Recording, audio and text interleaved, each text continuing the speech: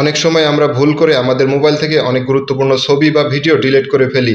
তারপরে আমরা চাইলে আর কোনোভাবেই সেই সমস্ত ছবি বা ভিডিওগুলোকে রিকভার করতে পারি না।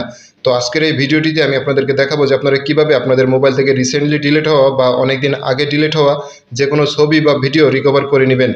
তো এরকম অনেক ইন্টারেস্টিং ভিডিও আসবে যেগুলো আপনাদের অনেক কাজে লাগবে। এজন্য অবশ্যই আমাদের পেজটিকে ফলো এবং চ্যানেলটিকে সাবস্ক্রাইব করে পাশেই থাকবেন। তো চলুন শুরু করা যাক। প্রথমে চলে যাবেন গুগল প্লে স্টোরে এবং সেখান থেকে আপনারা ডিস্ক ডিগার ফটো রিকভারি নামে এই অ্যাপ্লিকেশনটি ইনস্টল করে নেবেন। তো আমি এখান থেকে ওপেন করতেছি।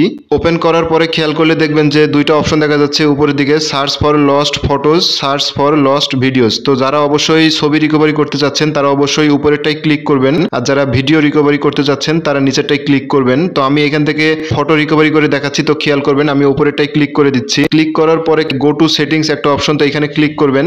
ক্লিক করার পরে এখান থেকে অবশ্যই অ্যাপ্লিকেশনটি অ্যালাউ করে দিবেন। অ্যালাউ করার পরে আপনারা ব্যাক করবেন। তো ব্যাক করার পরে কিছুক্ষণ ওয়েট করবেন।